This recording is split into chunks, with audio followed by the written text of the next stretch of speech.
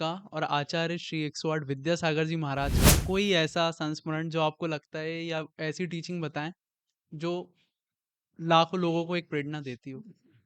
आज का युवा मटेरियलिस्टिक लाइफ में जी रहा है। उसने वही देखा है तो वो गोल उसी को सेट करेगा। करियर पाथ चूज करने में सेटिस्फाइड नहीं होते, वो करियर पाथ कैसे चूज करें वो? आचार्य भगवान ने हमें बहुत कुछ दिया है, क्षमता से भी बढ़ करके दिया। महाराज जी, जो फेलियर्स आते हैं लोगों को, यदि आपको पता चल जाए कि आपका बच्चा गलत आदतों में फंस चुका है तो सर्वप्रथम तो और कोई विकल्प नहीं दिखता उसको, बस ये दिखता है कि सुसाइड या फिर आत्महत्या उसके जीवन का। आजकल सुसाइडल थॉट्स बहुत सारे लोगों के लाइफ में आने लगे हैं। सुसाइडल थॉट्स आते ही तब हैं। तो फेलियर को पहले आप डिफाइन करेंगे क्या इससे महाराज जी आचार्य कैसे? गुरुवर विद्यासागर महाराज जी ने एक बहुत सुंदर कविता लिखी है। हाँ। भूत सपना वर्तमान अपना भावी कल्पना। आपने अवेयरनेस के बारे में बहुत अच्छी बात बताई, तो आप अवेयरनेस को किस हिसाब से डिफाइन करते हैं? इसका एक बहुत अच्छा सूत्र है, जो है सो है, जो हो सो हो। फीलिंग बैड और सैड और डिप्रेशन में क्या अंतर होता है? जब 2022 में उन्होंने निर्यापकों की रचना की बनाए तो उसमें अंतिम 10वां निर्यापक हमें घोषित किया था। हम्म। और क्षुल्लकों की दीक्षा हो रही थी, हम मन संचालन करने कर रहे थे, तो हमसे एक मिस्टेक हो गई। अर्चित जैन पॉडकास्ट के आज के हमारे जो गेस्ट हैं वो संत श्रोमणी आचार्य गुरुवर श्री विद्यासागर महामुनिराज के परम प्रभावक शिष्य निर्यापक श्रमण मुनि श्री 108 वीर सागर जी महाराज हैं। उनसे हमने आज चर्चा करी है कि मोटिवेशन क्या होता है, गोल सेटिंग कैसे करें, करियर पाथ कैसे चूज करें और भी बहुत कुछ। तो दोस्तों शुरू करते हैं इस पॉडकास्ट को। नमोस्तु महाराज जी। फर्स्ट हम्म, महाराज जी, मेरा प्रश्न है, यहाँ से शुरू होते हैं कि पहले तो आप ये बताएं कि जो आज के स्टूडेंट्स हैं, 10th 12th वाले, और आजकल जो एक प्रोफेशन में भी चले जाते हैं, सपोज वो इंजीनियरिंग कर लेते हैं, डॉक्टरी कर लेते हैं, उसके बाद भी वो करियर पाथ चूज करने में सेटिस्फाइड नहीं होते, वो करियर पाथ कैसे चूज करें वो? करियर पाथ चूज करने की, जहाँ तक अपन देखें, हम्म। जब 10th क्लास में होता है व्यक्ति, बच्चा जो स्टूडेंट होता है, हम्म। उस समय उसका कैलिबर इतना होता नहीं है कि वो उस समय अपने आप को जज कर पाए कि उसका इंटरेस्ट कहाँ पर है। तो राइट वे ये है कि वो एक साइकोमेट्रिक टेस्ट दे। इसके साथ उसके जो टीचर हुए, टीचर उसे बहुत अच्छे से जानते हैं, उसके नेचर को भी समझते, उसकी लाइकिंग को भी समझते हैं। साथ साथ जो पेरेंट्स होते हैं, पेरेंट्स भी बच्चों की लाइकिंग को जानते हैं। और इसके साथ हमें गुरु का समागम मिल जाए, तो चारों यदि हम मिलकर के इस प्रकार से निर्णय ले तो सही कैरियर को ऑप्ट किया जा सकता है। अदरवाइज होता यह है कि 10th क्लास अथवा 12th क्लास के स्टूडेंट्स एक दूसरे को देख करके, अपने फ्रेंड सर्कल को देख करके उस स्ट्रीम को ऑप्ट कर लेते हैं और वहाँ पर चले जाते हैं। फॉर एग्जांपल इंजीनियरिंग अथवा मेडिकल साइंस, प्रेशर में आकर कोई डिग्री कंप्लीट तो कर लेते हैं, एक सोसाइटी का प्रेशर रहता है, एक जो है अपने फ्यूचर को लेकर के, फाइनेंशियल सिक्योरिटी को लेकर के कर तो लेते हैं अपनी डिग्री को, और जॉब आदि भी करने लगते हैं, उस प्रोफेशन में आगे भी बढ़ने लगते हैं। लेकिन अंदर का जो इंटरेस्ट नहीं होता है, तो मिड लाइफ में जाकर के क्राइसिस स्टार्ट हो जाता है। फिर वहाँ जाकर के वो रियलाइज़ करते हैं कि हमारा पाथ जो था सही नहीं था। तो बेस्ट यही है कि 10th अथवा 12th में स्वयं अपनी लाइकिंग को समझ करके, अथवा एक मेंटर के थ्रू, गुरु के थ्रू, साइकोमेट्रिक टेस्ट के थ्रू और टीचर के थ्रू अपनी उस इंटरेस्ट को जान करके उस फील्ड में कदम आगे बढ़ा जाए। इसके अलावा महाराज जी, जो फेलियर्स आते हैं लोगों को, फेलियर एक आज एक कॉमन वर्ड हो गया है, तो फेलियर को पहले आप डिफाइन करेंगे क्या? जहाँ तक फेलियर को देखा जाए तो फेलियर लाइफ में कुछ होता ही नहीं। दुनिया जिसे फेलियर समझती है वो फेलियर नहीं होता है, सक्सेस के लिए एक स्टेप होता है। हर सक्सेसफुल पर्सन पहले ही अटेम्प्ट में कभी भी सक्सेस नहीं पा पाता है। कई बार उसे गिरना पड़ता है और हर बार जब वो गिरता है तो संभलने की कोशिश करता है और वहाँ से उसे एक शिक्षा मिलती है कि नेक्स्ट टाइम यह गलती मुझे रिपीट नहीं करना है। राइट फ्रॉम द बिगिनिंग हम इस एक्सपेक्टेशन को अपने मन से निकाल दें कि हम जिस फील्ड में भी आगे बढ़ रहे हैं हमें हमेशा सफलता मिलेगी। हम यह मान करके चलें हर रास्ते में, अपनी हर जर्नी में कई टर्न्स होते हैं, कई मोड़ होते हैं, कई घाटियाँ होती हैं, कई उतार हैं, चढ़ाव है, ट्रैफिक है, प्रॉब्लम्स है। उसको हम पहले से अज्यूम करके चलेंगे तो रास्ते में ऑब्स्टेकल्स आएंगी, परेशानी आएंगी, तो वो हमें विचलित नहीं कर पाएंगी, बल्कि पहले से जो प्रिपरेशन होती है उसके अनुसार हम अपने आप को पहले से ही तैयार कर लेते हैं। उसका बेस्ट सॉल्यूशन तो यही होता है, always be prepare for the worst. हम अपने आप को हमेशा तैयार रखें कि हमारी लाइफ में क्या क्या प्रॉब्लम्स कब कब आ सकते हैं, अधिक से अधिक कितना हमें खोना पड़ सकता है, कितनी परेशानी हमारे जीवन में आ सकती है, उसको पहले से हम विजुलाइज कर लें तो एक सेटबैक सिद्ध नहीं होंगी, बल्कि एक लर्निंग पाथ सिद्ध होंगी। Life is not a straight highway, it's a sinus curve basically. Linear curve, linear road की भांति, लीनियर पाथ की भांति कभी भी जीवन यात्रा चलती नहीं है। इस अजम्पशन के साथ, इस एक्सपेक्टेशन के साथ चलेंगे तो हर फेलियर हमें एक शिक्षा देगी और रास्ते में आगे बढ़ने के लिए प्रेरणा स्रोत साबित हो जाएगी। आज का एक युवा है, वो किसी भी चीज में फेल हो जाता है तो वो सुसाइड की तरफ बहुत ज्यादा बढ़ रहा है। हाँ, उस टाइम पे उसको और कोई विकल्प नहीं दिखता, उसको बस ये दिखता है कि सुसाइड या फिर आत्महत्या उसके जीवन का। हाँ, आजकल सुसाइडल थॉट्स बहुत सारे लोगों के लाइफ में आने लगे हैं। सुसाइडल थॉट्स आते ही तब हैं जब हम अपनी कैपेबिलिटी से बढ़कर के ओवर एक्सपेक्टेशन अपने आप से कर लेते हैं, अथवा सोसाइटी का प्रेशर होता है, अथवा पेरेंट्स का प्रेशर होता है।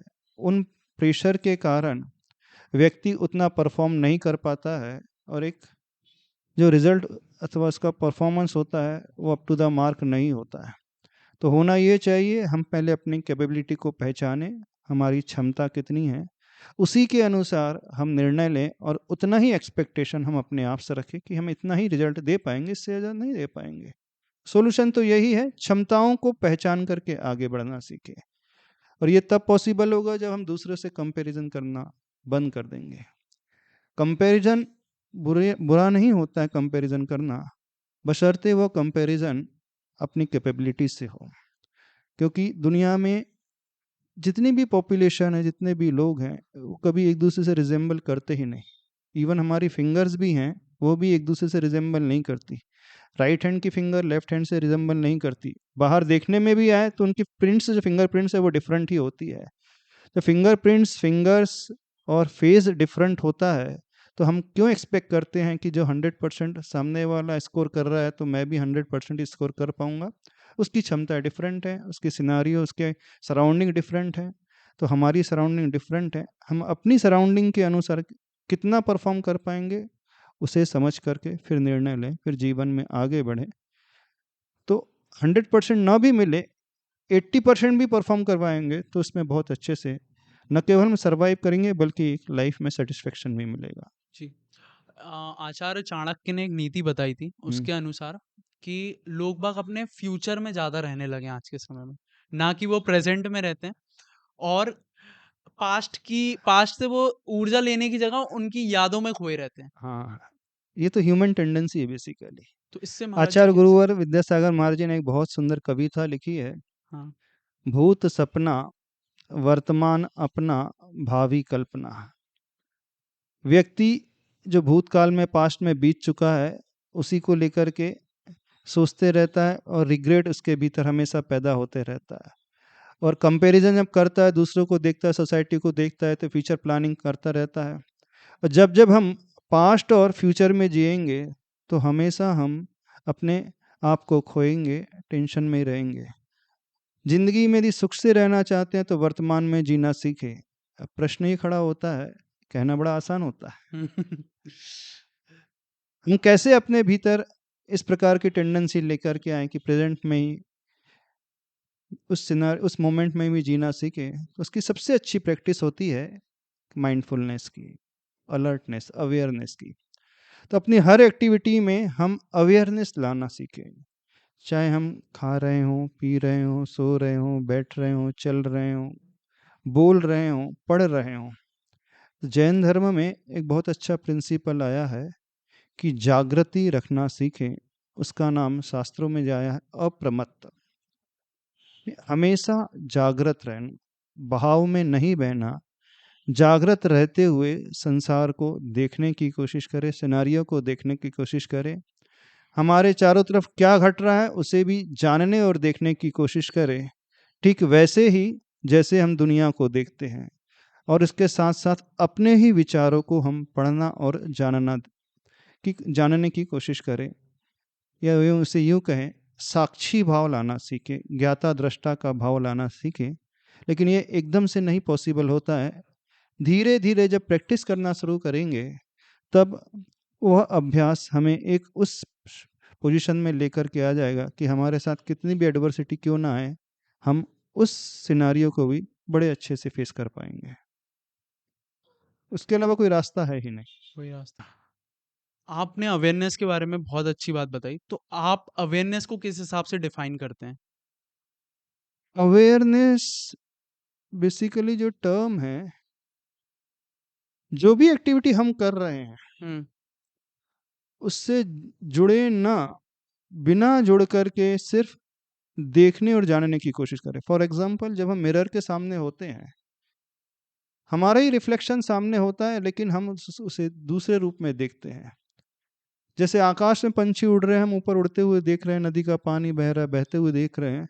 तो अपने भी भावों को हम बहता हुआ देखने की कोशिश करें, ने विदाउट अटैचमेंट जीने की कोशिश करें। ये बड़ा डिफिकल्ट होता है। अनासक्त भाव से आसक्ति रखना सीखें, या यूं कहें detach attachment. It means intensely attach yourself to the process but at the same time detach yourself from the result। यानी जिस प्रोसेस को हम कर रहे हैं वो अटैच होकर के करें, पर रिजल्ट से अपने आप को दूर रखते हुए करें। जब ऐसा अभ्यास हो जाएगा तो रिजल्ट जो भी हमें मिलेगा हम बड़े इजीली उसे एक्सेप्ट करना सीखेंगे। एक एक्सेप्टेंस लेवल जिसका जितना हाई होता है, वह व्यक्ति हमेशा अवेयर रहना सीख जाएगा। जो भी हमारे साथ घट रहा है उसे हम एक्सेप्ट करना सीखे, डिनाई ना कर सके। प्रॉब्लम यह आता है कि जब जब अच्छा अच्छा हमारे साथ घटता है तो हम उसे बहुत जल्दी एक्सेप्ट कर लेते हैं, और जो भी बुरा हमारे जीवन में घटता है तो हम उसे डिनाइल मोड में लेकर के चले जाते हैं, उसे रिजेक्ट करने की कोशिश करते हैं, उससे भागने की कोशिश करते हैं। तो भागना कोई समस्या का समाधान नहीं होता है। प्रतिकूल से प्रतिकूल परिस्थिति को भी एक्सेप्ट करना सीखें। अब हमारा कर्म का उदय हम कह दे, अथवा भाग्य कह दे, अथवा हमारा प्रिपरेशन पूरा ना हुआ हो, यह समझ ले। जिस भी कारण से ऐसा हो रहा है उस फेल्यूर को, उस रिजेक्शन को एक्सेप्ट करें। ठीक है, मिस्टेक हो गई, एक्सेप्ट कर रहे हैं। जैसे ही हम एक्सेप्ट करना सीख लेते हैं, हमारा माइंड उसी समय से क्रिएटिव मोड में आने लगता है। और जब जब हम रिजेक्शन मोड में रहते हैं तो हम अपनी सारी एनर्जी, सारे एफर्ट जो है डिस्ट्रक्टिव फॉर्म में यूज करते हैं। तो इस हिसाब से एक्सेप्टेंस लेवल व्यक्ति यदि बढ़ाना सीख ले तो बहुत कुछ अवेयरनेस उसके भीतर आ जाएगी, साक्षी भाव उसके भीतर पैदा हो जाएगा। जिसे जैन शास्त्रों में समझना चाहें तो इसी का नाम है विपाक विचय धर्म ध्यान। अर्थात जो भी हमारे साथ घट रहा है, बुरा अथवा अच्छा, उसमें किसी और का दोष नहीं है, हमारे ही कर्म का फल हमें मिल रहा है। बुरा यदि घटता है तो हम दूसरों के ऊपर दोषारोपण करना शुरू कर देते हैं। तुम्हारे कारण हमारे जीवन में प्रॉब्लम्स आ रहे हैं, आपने ऐसा नहीं किया होता तो इतना अच्छा हो जाता। उस सिचुएशन में हम ये करें कि नहीं, उसने कुछ भी नहीं किया है, मेरे ही कर्म का उदय इस प्रकार का था और उस कर्म का फल मुझे मिल रहा है।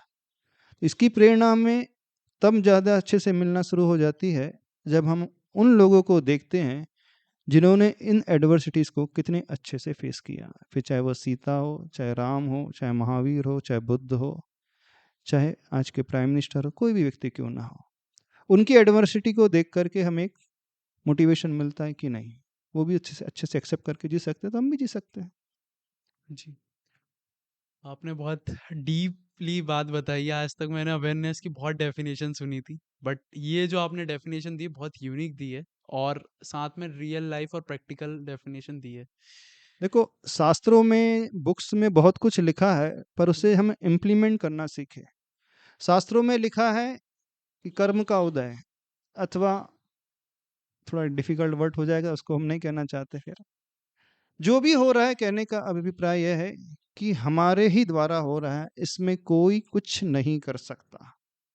खासकर जब जब बुरा होता है, हम्म। होता यह है कि जब जब हमारे जीवन में अच्छा घटता है, तो सारा क्रेडिट हम स्वयं ले लेते हैं कि नहीं, हमने किया है, सारा एफर्ट्स हमारा ही था, कौन क्या कर सकता है, उसका एफर्ट तो बहुत माइन्यूट था। और जब जब हमारे जीवन में कुछ बुरा घटता है, तो हम ब्लेम करते हैं। सारा का सारा ब्लेम करना शुरू कर देते हैं उसको, कि आपके कारण, उसके कारण ऐसा हुआ। तो हम ये करें, जब जब जीवन में अच्छा घटे, तो क्रेडिट अपनों से बड़ों को देना सीखें, और जब जब हमारे जीवन में बुरा घटे, तो हम उसकी रिस्पॉन्सिबिलिटी लेना सीखें। जब हम दूसरों को क्रेडिट देना सीखेंगे, तो उसका सबसे बड़ा बेनिफिट यह होगा कि हमारे भीतर एक ग्रेटिट्यूड की भावना पैदा होगी, और जिसके भीतर जितनी ग्रेटिट्यूड की भावना, आभार की भावना, कृतज्ञता का भाव पैदा होता है, वो मानसिक रूप से उतना ही मजबूत होकर के निकलता है। तो हम दूसरों को इस भाव से देखना सीखें। इस नेचर में कोई भी ऐसा व्यक्ति नहीं है अथवा लिविंग बीइंग नहीं है जो हमारे ऊपर उपकार नहीं करता हो। पेड़ पौधे से लेकर, सूर्य से लेकर, हवा से, पानी से लेकर, अन्न से लेकर, हर लिविंग अथवा नॉन लिविंग कोई भी ऑर्गेनिज्म कोई ना हो, हमारे ऊपर उपकार उसका है। आपके क्लोथ्स हैं, आपके स्पेक्स हैं, आपकी चेयर है, आपका मोबाइल है, इवन ये माइक भी उपकार कर रहा है। यदि ये ना हो, ये कैमरा भी उपकार कर रहा है, ये ना हो, तो तो रिकॉर्डिंग आप पॉडकास्ट नहीं कर पाओगे, आप रिकॉर्डिंग नहीं कर पाओगे। तो ये एटीट्यूड अपने भीतर डेवलप करना सीखें। हर प्रकृति का प्रत्येक कण जो है हमारे ऊपर उपकार करता है, और जब हम उस उपकारी को याद करने लगेंगे, उस ग्रेटिट्यूड की भावना से भरने लगेंगे, तो ऑटोमेटिकली हम अपने ईगो को बहुत कंट्रोल कर पाएंगे। और सारे प्रॉब्लम्स लाइफ में क्रिएट होते हैं मेनली हमारे ईगो के कारण, ईगो, हम अहम के कारण। अहम के तो कारण। उस अहम से हम बचना सीखें, और ये तब बचते हैं जब हम उसके प्रति कृतज्ञता का भाव, आभार का भाव, ग्रेटिट्यूड का भाव लेकर के आते हैं। इसका एक और भी लाभ बहुत अच्छा होता है कि फिर हम दूसरों को ब्लेम करना बंद कर देंगे, और सारी रिस्पॉन्सिबिलिटी एक्सेप्ट करना सीख जाएंगे। इससे हमारा एक्सेप्टेंस लेवल बढ़ेगा, और एक्सेप्टेंस लेवल से हमारी अवेयरनेस बढ़ेगी, और अवेयरनेस जितनी बढ़ेगी, हम प्रेजेंट में रहना सीखेंगे, और जितना जो प्रेजेंट में रहेगा वो हमेशा आनंदित रहेगा। ना स्ट्रेस लेवल रहेगा उसका, ना टेंशन रहेगा, ना डिप्रेशन रहेगा। वो हर बात को एक्सेप्ट कर लेगा, स्वीकार करके आगे बढ़ेगा। इसका एक बहुत अच्छा सूत्र है, जो है सो है, जो हो सो हो। वो है सो है। हाँ, जो है सो है, जो हो सो हो, एक्सेप्ट कर रहे हैं। हमारे ही कर्म के कारण हमें मिल रहा है। जी। महाराज जी, आज का युवा गोल्स सेट करता है तो मटेरियलिस्टिक गोल सेट करता है, तो गोल सेटिंग वो अपनी कैसे करे? आज का युवा मटेरियलिस्टिक लाइफ में जी रहा है, उसने वही देखा है, तो वो गोल उसी को सेट करेगा। अब उसका फेथ ही नहीं है, विश्वास ही नहीं है कि मटेरियलिस्टिक लाइफ के अलावा भी, फिजिक्स के अलावा भी कुछ मेटाफिजिक्स होती है, भौतिक के अलावा भी परा भौतिक कुछ होता है। अब वो सोल आत्मा पर विश्वास ही नहीं करता है, पुनर्जन्म में विश्वास ही नहीं करता है। वो कहता अवश्य कि मैं गॉड को, भगवान को मानता हूँ, पर वो सिर्फ अपने दिमाग से कहता है, हृदय से नहीं कह पाता है। जब तक हमारा भीतर से विश्वास नहीं पैदा होगा कि मटेरियलिस्टिक लाइफ के अलावा भी दुनिया में बहुत कुछ ऐसी है जिसे चेतना कहा जाता है, कॉन्शियसनेस कहा जाता है, अथवा साइंस उसे एनर्जी का नाम दे देती है, जब यह विश्वास पैदा होगा, तो हम मटेरियलिस्टिक लाइफ के बियॉन्ड जाकर के कुछ सोचने की कोशिश करेंगे। तो तो गोल इस प्रकार से सेट करें, जो बेसिक नीड्स है उसके लिए जो जो रिक्वायरमेंट है वो तो चाहिए ही चाहिए, लेकिन लाइफ सिर्फ इतनी ही नहीं होती है, क्योंकि हमने बहुत सारे ऐसे लोगों को देखा है जिनकी सारी बेसिक नीड्स फुलफिल हो रही हैं, पैसा बहुत है, फैसिलिटीज अपार है, किसी बात की कोई कमी भी नहीं है, सब कुछ पाने के पश्चात भी सेटिस्फेक्शन लेवल उनकी लाइफ में 0 है। तो इसका सीधा सा अर्थ निकाल का है कि देयर इज समथिंग, कुछ तो भी ऐसा है जो इसके ऊपर है, हम उसे देखने की, समझने की कोशिश करें। और वो जो है वो शाश्वत है, इटर्नल है। यदि दृष्टि में वो इटर्नल का भाव आ जाए, जो कभी ना छूटे, ईश्वर दृष्टि आ जाए, उसे पाने की हम कोशिश करें। हमारा भी गोल है। जो साधु होते हैं, संत होते हैं, खासकर जैन मुनि होते हैं, उनका भी गोल है। और हमारा गोल होता है इटर्नल को पाने का, शाश्वत उस ब्लिस को पाने का, उस शक्ति को पाने का, जिसमें कहा गया है अनंत चतुष्ट है, अनंत ज्ञान, अनंत सुख और अनंत शक्ति और अनंत दर्शन। सारी मेहनत, सारा पुरुषार्थ यदि उस इटर्नल को पाने का हो जाए तो फिर कहीं समाप्त होने की बात ही नहीं है। दुनिया में जो भी लोग मटेरियलिस्टिक लाइफ के पीछे भागते हैं, मेहनत करके, पुरुषार्थ करके जो अचीव भी कर लेंगे, प्राप्त भी कर लेंगे, 10-20 साल बाद वो छूट जाता है। जब छूटता है तो उससे बड़ा दुख होता है, बड़ा टेंशन होता है। तो क्यों ना ऐसा किया जाए, हम अपनी मेहनत उसे पाने के लिए करें जो एक बार प्राप्त हो जाए तो कभी ना छूटे, जो अपने से उत्पन्न होता है, सोल से उत्पन्न होता है, वो अदर डिपेंडेंट नहीं होता है, सेल्फ डिपेंडेंट होता है। जब जब हम दूसरों के ऊपर आश्रित रहना सीखेंगे, सुख पाने के लिए दूसरों को खोजना सीखेंगे, अथवा किसी वस्तु को प्राप्त करने के लिए दौड़ लगाएंगे, पैसे को पाने की इच्छा बहुत ज़्यादा रखेंगे, तो ये सब जो है डिपेंडेंट चीज़ें होती हैं और वो छूट जाती हैं। या तो वो चली जाएगी या हम स्वयं चले जाएंगे, स्वयं चले जाएंगे। या वो छूट जाएगी या हम स्वयं छूट जाएंगे। दोनों स्थिति में हमारी सारी मेहनत जो है बेकार हो जाएगी। तो मेहनत इस दिशा में करना शुरू करें, ऐसे मार्ग को अपनाना शुरू करें, तो हमारा रास्ता जो है वो मोक्ष मार्ग का है। मेहनत आप लोग भी कर रहे हैं, ऐसा नहीं कि नहीं करते, आप भी सब कुछ सहन करते हो, कष्टों को सहन करते हो, झेलते हो। साधु भी कर रहा है, पर साधु जो है वर्तमान में जीता है, अपने कर्म का उदय मान करके उसे स्वीकार करके जीता है, और जो उसने पूर्व में गलत किया है उसको नष्ट करने का पुरुषार्थ करता है। जैन पाथ यही है, इससे ही हम आगे पहुंच पाएंगे। महाराज जी, आपके अनुसार अल्टीमेट गोल क्या है पूरी लाइफ का? अल्टीमेट गोल हाँ क्या होना चाहिए? क्या होना चाहिए? यस। अल्टीमेट गोल यह होना चाहिए कि हमारी लाइफ सिर्फ हमारे लिए ना हो, हमारी लाइफ दूसरों के लिए भी हो। जैसा हम अपने लिए चाहते हैं वैसा ही हम दूसरों को देना भी सीखें। जो सुख शांति हम अपने लिए भावना भाने की कोशिश करते हैं, वैसे ही दूसरों को भी देना सीखें। जो व्यवहार हम अपने लिए दूसरों से एक्सपेक्ट करते हैं, वैसा ही व्यवहार हम दूसरों के साथ करना सीखें। जिन शब्दों को हम अपेक्षा रखते हैं, जिन शब्दों की अपेक्षा रखते हैं कि दूसरे हमें रिस्पेक्ट दें, अच्छे शब्दों से संबोधन करें, वैसे ही शब्दों का प्रयोग हम दूसरों से करें। कम्युनिकेशन हमारा नॉन वायलेंट हो, हमारे मानसिक विचारधारा शुद्ध हो, पवित्र हो, और हमारा बिहेवियर जो है बहुत अच्छा हो। यानी इन ए नटसेल समझना चाहे तो जो जो हम अपने लिए चाह रहे हैं वो हम दूसरों को देना सीखें। आत्मनः प्रतिकूलानि परेशान न समाचारेत। जो हमें अच्छा नहीं लगता है दूसरों को न दे, ना हम दूसरों से वैसा बोले, न दूसरों के बारे में सोचें, न दूसरों के बारे में करें। ये अल्टीमेट गोल होना चाहिए। इसी से सेटिस्फेक्शन मिलेगा, संतुष्टि मिलेगी, लगेगा कि हम सिर्फ अपने लिए नहीं जी रहे हैं। एनिमल और ह्यूमन बीइंग में सिर्फ यही अंतर है। पशु सिर्फ अपने लिए जीते हैं, मनुष्य अपने साथ साथ दूसरों के लिए जीता है। एक्सेप्शन इसमें भी है, कुछ पशु जैसे गाय आदि है वो दूसरों के लिए भी जीती है।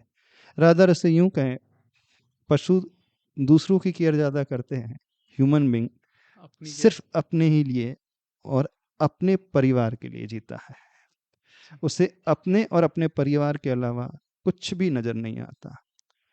तो जो नैरो माइंडनेस वाले होते हैं वो सीमित दायरे में जीते हैं, और जो इनका विज़न बहुत बड़ा होता है वो चार दीवारों को हटा देते हैं। भारतीय संस्कृति में एक बहुत अच्छा श्लोक आता है, अयम निजः परा वेत्ति गणनाम लघु चेतसाम उदार चरितानाम तु वसुधैव कुटुंबकम। अर्थात जो उदार चित्त वाले होते हैं उनके लिए सारी वसुधा, सारी पृथ्वी एक कुटुंब की भांति हो जाती है। जब ये दृष्टि सारी दुनिया को एक परिवार की भांति देखने की आ जाएगी तो हमारे भीतर वो प्रेम का भाव, वो मैत्री का भाव, वात्सल्य का भाव, करुणा का भाव अपने आप पैदा हो जाएगा। फिर जो करुणा की भावना यदि पैदा हो जाएगी तो सारा हमारा गोल जो है दूसरों को बांटने वाला हो जाएगा और उससे संतुष्टि मिलेगी। लगेगा कि जिंदगी में हमने कुछ किया है, कुछ वो किया आनंद देने वाला है, नहीं, खुशी देगा अंदर से। और जैसे अपने लिए खाते पीते हैं, अपने लिए बनाते हैं, तो वह आनंद नहीं देता है, स्वार्थ वृत्ति मानी जाती है। इससे वो थोड़ा सा ऊपर उठ करके उदार चरित्र, उदार दृष्टि, ब्रॉड विजन लाना सीखे, सारे दुनिया को उस दृष्टि से देखना सीखे। और इसी सिद्धांत को भगवान महावीर ने दिया है, to live and let live, जियो और जीने दो। अल्टीमेट गोल सबको जीने वैसे ही देना चाहिए जैसे हम जीना चाहते हैं। जी, इसी में सब कुछ समाहित है। जी, इसी में व्यक्ति धार्मिक भी बन जाएगा, करुणावान भी बन जाएगा, कॉम्पेशन उसके भीतर रहेगी और उसकी विचारधारा बहुत अच्छी हो जाएगी। जब ऐसी विचारधारा हो जाएगी उसका बिहेवियर भी बहुत अच्छा हो जाएगा, क्योंकि वह सामने वाले को अपने जैसा ही मानता है, उसमें भेदभाव नहीं रहेगा। जैसा वह ऊपर उठा हुआ है वो ये भावना भाता है कि सामने वाला भी उतना ही ऊपर ऊपर उठ उठ जाए, जाए। यही धर्म है। यही तो धर्म। अल्टीमेट गोल तो ये होना चाहिए। जी, इसे धर्म ध्यान कहा है, अपाय विचय धर्म ध्यान, अर्थात दूसरों के कष्टों को दूर करने की भावना। मेरी भावना में एक बहुत सुंदर पंक्ति आती है, सुखी रहे सब जीव जगत के, कोई कभी ना घबरावे। अल्टीमेट गोल ये होना चाहिए। ये होना चाहिए। जब ये गोल अंदर से पैदा हो जाएगा तो हमारा हर कदम, हर यात्रा बड़ी अच्छी होगी। फिर हम जब लाइफ में कुछ भी करें, हमारी हर यात्रा में हमें कुछ अच्छा मिलेगा, जी, एक सुकून मिलेगा, सामने वाला कहेगा थैंक्स। तो थैंक्स की भावना दूसरों के प्रति लाना सीखे, उसमें ग्रेटिट्यूड आ जाएगा और इससे हमारा कल्याण होगा। हो जाए। एक फीलिंग बैड और सैड और डिप्रेशन में क्या अंतर होता है? सैडनेस और डिप्रेशन में, हाँ, सैडनेस तो है एक तात्कालिक परिस्थिति है, जो हम चाह रहे थे उसके अनुसार हमें रिजल्ट नहीं मिला तो इमीडिएट हमारा रिएक्शन हो जाता है, अच्छा सा नहीं लग रहा है। और वही सैडनेस जब कंटिन्यूटी में आने लगे तो वो स्ट्रेस लेवल तक, टेंशन तक, डिप्रेशन तक पहुंचते जाएगी। तो सैडनेस डिप्रेशन की इनिशियल स्टेज कह सकते हैं। और थोड़ी बहुत सैडनेस सबको आती है, हम्म, पर जो समझदार होते हैं उस सैडनेस के पल को संभाल लेते हैं, उसी में डूब नहीं जाते हैं। जब बहुत ज्यादा गहरे में हम डूबते चले जाएंगे मन के अनुकूल नहीं होने पर, तो हम अपने आप को अच्छे से उस सिचुएशन से उबार करके लेके जाएंगे। जी। इसमें डिप्रेशन का मीनिंग आप अगर हिंदी में बता सको तो बहुत अच्छा। डिप्रेशन का अर्थ होता है अवसादवाद। अवसाद, अवसाद, अवसाद। अवसाद यानी वो शौक में आ गया है, हाँ, उसे लगने लगा मेरी जिंदगी में कुछ बचा ही नहीं है, मैं कुछ कर ही नहीं पाऊंगा। एंग्जाइटी लेवल, उसकी चिंता लेवल बहुत हाई हो जाती है। जब भी कोई कदम उठाता है, किसी कार्य करने को हाथ डालता है, सबसे पहले उसके मन में नेगेटिव थाट आ जाएगा, मेरी तो क्षमता ही नहीं, कैपेबिलिटी नहीं है, लास्ट टाइम भी मैंने प्रयास किया था उसमें असफलता हाथ लगी थी। अथवा वो ऐसे केसेस को ढूंढना शुरू कर देगा, ऐसे उदाहरण को ढूंढना शुरू करेगा जिन्होंने अपनी लाइफ में सक्सेस नहीं पाई है, फेल्यूअर्स हुए हैं। बस उसकी दृष्टि बार बार उन लोगों की ओर जाएगी और उन्हें देख करके उसके मन में यही विचार आने लगा कि मेरी लाइफ में भी कुछ नहीं हो पाएगा। तो कुछ ऐसा हमारे जीवन में घट जाए जिससे हम शॉक्ड हो जाएं और संभाल ना पाए, तो धीरे धीरे वो अवसादवाद की ओर अथवा डिप्रेशन की ओर पहुंचते चले जाता है। और इसकी शुरुआत होती है क्षमताओं से बढ़कर के एक्सपेक्टेशन रखना। एक्सपेक्टेशंस। तो मोर और लेस यदि हम रूट कॉज तक पहुंचने की कोशिश करें, चाहे स्ट्रेस कहें, एंजाइटी कहें, टेंशन कहें अथवा डिप्रेशन कहें, तो बहुत ज़्यादा अपेक्षाओं को मन में रखना। और अपेक्षाएं पैदा होती हैं प्राय दूसरों को देखने से। जी। तो दूसरों को देखना अच्छा भी होता है, उस केस में अच्छा होता है जिससे हमें मोटिवेशन मिले, प्रेरणा मिले, वो हमारा रोल मॉडल हो जाए। रोल मॉडल की भांति दूसरों को देखेंगे तो बहुत अच्छा है, लेकिन कॉम्पिटिटर की भांति दूसरों को देखेंगे तो वहाँ प्रॉब्लम क्रिएट होने लगता है। इस अपेक्षा से उसे समझने की कोशिश करें। तुलना अपनी क्षमताओं से करना हम सीखें, न कि दूसरों को देख करके तुलना करें। लास्ट ईयर हम कहाँ थे, उसके कंपैरिजन में आज हम कहाँ पहुँचे, ये हेल्दी तुलना कहलाई जाएगी, हेल्दी कंपैरिजन कहला जाएगा। दूसरों ने अच्छा हमसे स्कोर कर लिया, ये अनहेल्दी कंपटीशन कहलाएगी। तो इस प्रकार से तुलना नहीं होनी चाहिए। मेरी क्षमता बहुत कुछ करने की है, लेकिन उसके अकॉर्डिंग मैं नहीं कर पा रहा हूँ, तो उससे हमें एक प्रेरणा मिलेगी, नहीं अभी क्षमता तो बहुत है, तो मैं उतना कर सकता हूँ। जो आइडियल पर्सन था वह भी इसी सिचुएशन से उबर करके उसने उस मंजिल को पाया, तो मुझे भी वैसा ही पाना है। और कंपैरिजन की भावना तब पैदा होती है जब व्यक्ति के मन में जेलसी पैदा होने लगती है। दूसरों को देख करके ईर्ष्या का भाव जब पैदा होगा तो वह नीचे की ओर जाएगा। नीचे की ओर तो से। हम अपने मन में ईर्ष्या का भाव लाना बंद कर दें। कोई बहुत बड़ा है, आगे बढ़ रहा है, तो उसके लिए हम उस दृष्टि से, ईर्ष्या की दृष्टि से न देखें, बल्कि एक माइलस्टोन की अपेक्षा से देखने की कोशिश करें। जी। डिप्रेशन के अलावा बाकी आज के युवा में जो सबसे ज़्यादा चीज़ चल रही है, ड्रग्स एडिक्शन बहुत बढ़ गया है। खास तौर पे कॉलेज स्टूडेंट्स और साथ में जॉब प्रोफेशनल, मल्टी जो जॉब प्रोफेशनल्स हैं या जो कॉर्पोरेट्स में जॉब कर रहे हैं, उनके बीच में तो एक ये ट्रेंड है। हाँ। और ड्रग्स एडिक्शन टायर 1 सिटीज़ में टीयर 1 सिटी में सबसे ज़्यादा है, और टायर 2 में भी भी अब बहुत बढ़ने लगा। संस्कारों के अभाव के कारण ऐसा बहुत ज़्यादा होने लगा है। यदि घर में बच्चों को शुरू से संस्कार दिया जाए, धर्म से जोड़ा जाए और खासकर उसे किसी गुरु से जोड़ा जाए, तो वह बच सकता है। अब जैसे ही टीयर 2 का स्टूडेंट्स पढ़ने के लिए बाहर जाता है, चारों तरफ के वो एटमॉस्फेयर को देखता है, फ्रेंड सर्कल को देखता है कि सब लोग इस प्रकार के कार्य कर रहे हैं, तो एक कॉम्प्लेक्स उसके बाद मन में पैदा होने लगता है, देखो सब कर रहे हैं, मैं नहीं कर रहा हूँ। तो उस कॉम्प्लेक्स को ओवरकम करने के लिए भी वो कदम उठा लेता है। दूसरा, फ्रेंड्स उससे कहते हैं, अरे जिंदगी एक बार मिली है,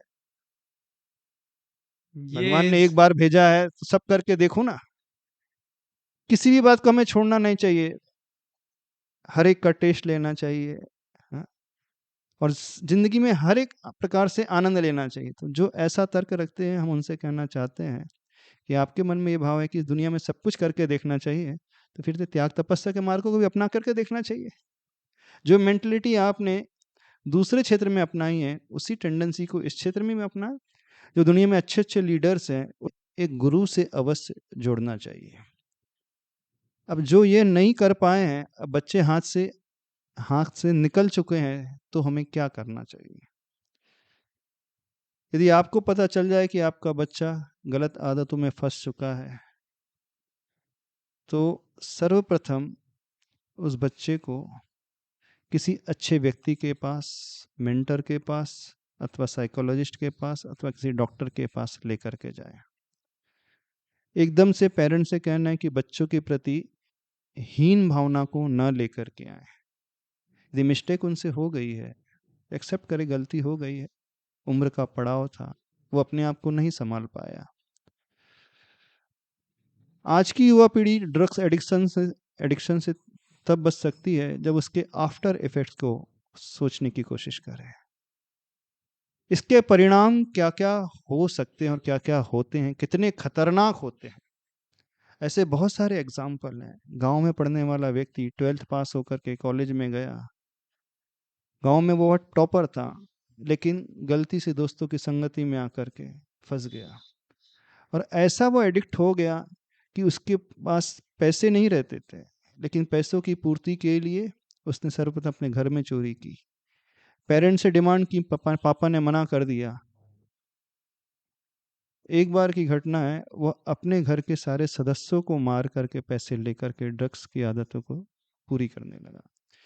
ऐसे दुष्परिणाम, ऐसे एग्जाम्पल देखे गए हैं। तो आफ्टर इफेक्ट्स के बारे में सोचेंगे, physical loss, mental loss, financial loss, family loss, विचारों का जो लॉस है, सुख शांति का लॉस है, इसके बारे में यदि सोचेंगे तो अपने आप को हम बचा सकते हैं। और आपको यदि कोई नज़र आ रहा है तो उसके प्रति हीन घृणा का भाव ना ला करके उसे समाज की उस मूल धारा से जोड़ने का पुरुषार्थ अवश्य करना चाहिए। तो किसी अच्छे गुरु के पास आकर के उसकी काउंसलिंग कराना चाहिए, तब कहीं जा कर के आप उससे बचा पाएंगे। जी। आपके अंदर वीतरागता, मतलब आपने ये पाथ चूज़ करा, उसका आप संस्मरण या फिर उसकी स्टोरी बताओगे? क्या आपके लाइफ में ऐसा वाय आया कि आपने कहा कि मुझे सब कुछ त्याग हाँ, करके इधर आना है? जब नागपुर में हम इंजीनियरिंग पढ़ रहे थे हुँ, 91 में 1991 में, उस समय अ, संत श्रोमणी आचार्य गुरुदेव श्री विद्यासागर महाराज जी सत्संग नागपुर में आए। पहली बार आचार्य भगवान का दर्शन किया, संघ का दर्शन किया, उनके प्रवचन सुने और संघ की, साधुओं की, गुरुओं की सेवा की।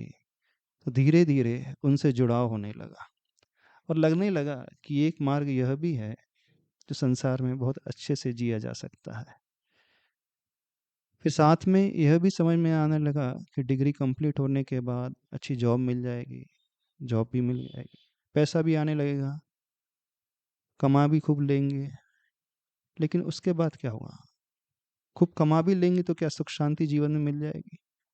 ऐसे आसपास बहुत सारे लोग हैं जिनके पास ढेर सारा पैसा है, सारी फैसिलिटीज़ हैं, फिर भी वो इतने दुखी हैं। तो उन्हें देख कर के लगा कि जीवन में ये रास्ता तो ठीक है नहीं, इसके अलावा भी कोई रास्ता होना चाहिए जहाँ हम टेंशन फ्री निर्विकल्प होकर के जी सके।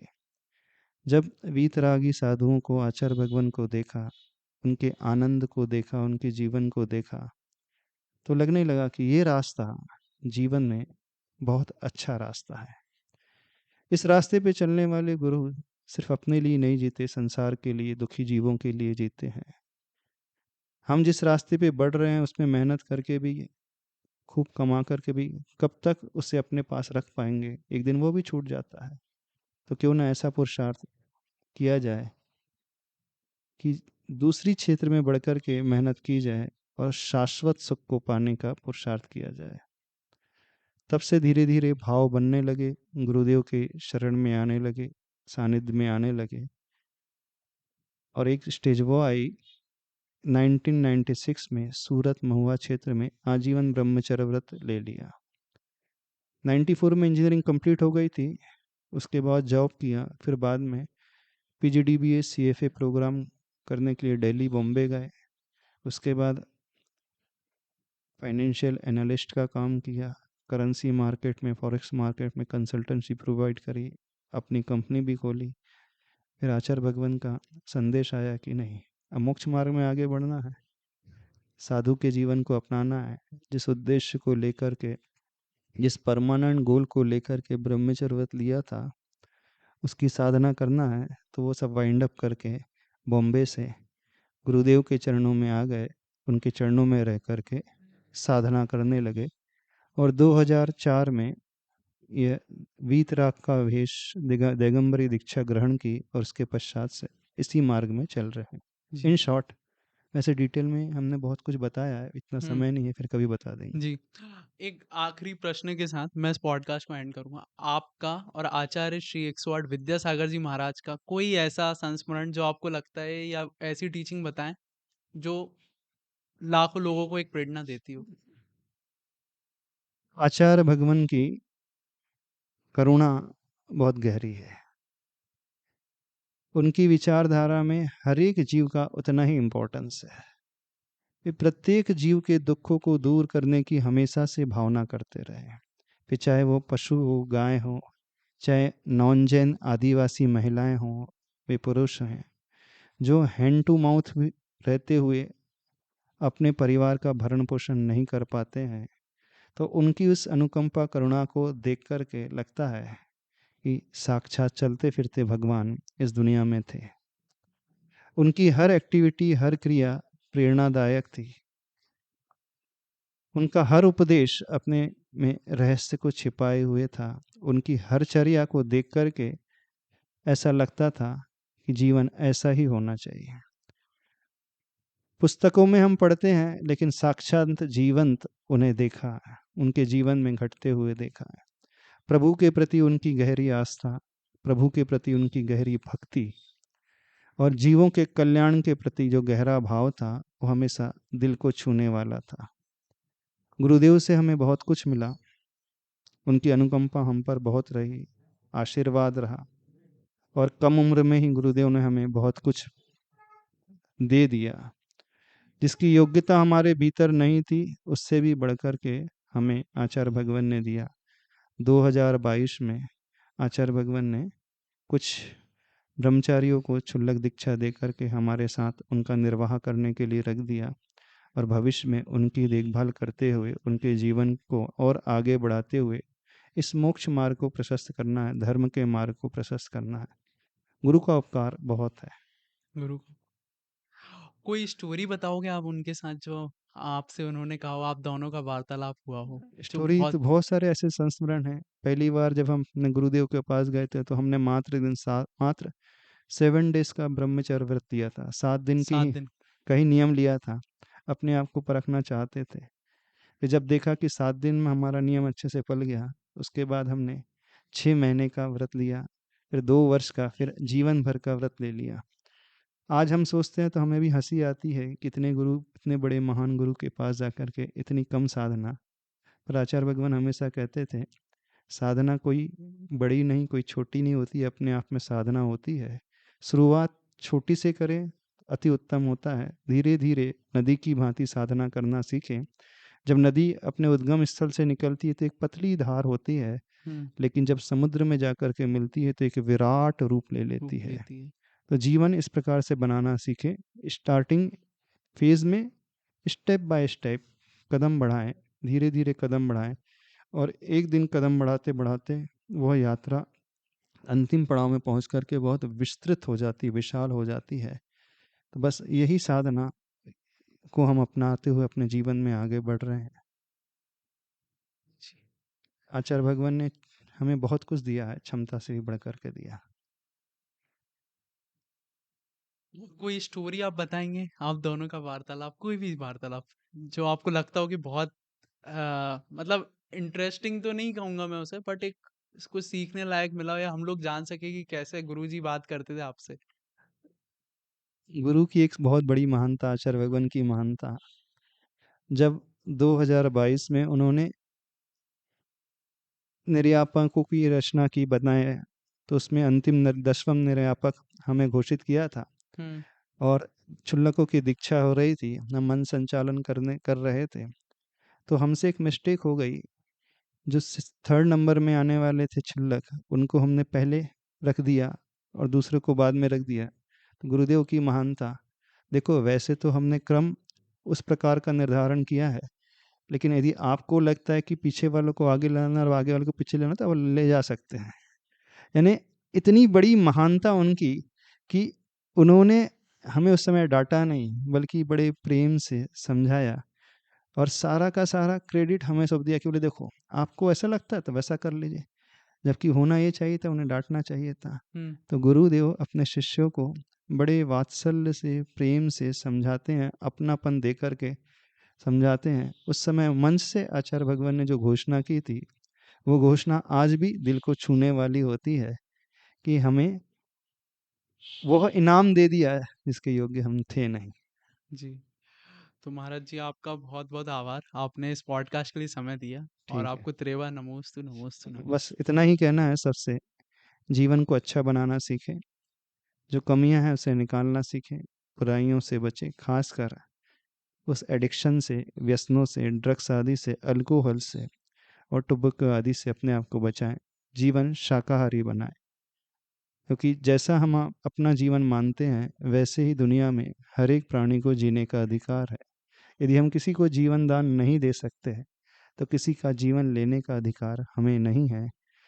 कुल मिलाकर के भगवान महावीर का वही संदेश, जियो और जीने दो, जी। दूसरों को भी वैसा ही जीने दें जी। जैसा हम चाहते हैं।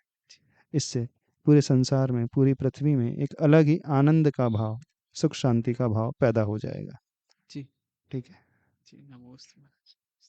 चलिए।